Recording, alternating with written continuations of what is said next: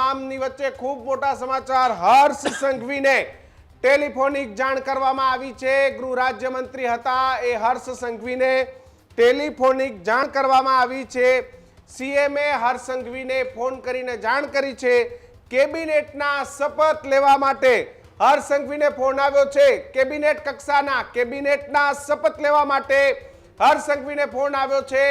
ખૂબ મોટા સમાચાર કે જ્યાં રાજ્ય કક્ષાના ગૃહમંત્રી તરીકે જે હર્ષ સંઘવી હતા તેમને આખરે કેબિનેટ કક્ષાના મંત્રી તરીકેના શપથ લેવડાવવામાં આવશે। એટલે જ ગઈકાલે હર્ષ સંઘવીએ પોતાની ઓફિસ પણ ખાલી કરી હતી। પોતાની ઓફિસમાંથી જે તમામ સામાન છે પણ ખાલી કરાવ્યો હતો, કારણ કે તેમને કેબિનેટ કક્ષાના શપથ લેવાના હતા અને ગુજરાતની અંદર રાજ્ય કક્ષાના પ્રધાનો અને કેબિનેટ કક્ષાના પ્રધાનો બંનેને બેસવાની વ્યવસ્થાઓ અલગ અલગ સ્વર્ણિમ સંકુલમાં છે। એવામાં હર્ષ સંઘવીએ કાલે જે રીતે પોતાની ઓફિસ ખાલી કરી હતી એ પ્રમાણે હવે તેમને કેબિનેટ કક્ષાનો દરજ્જો મળશે।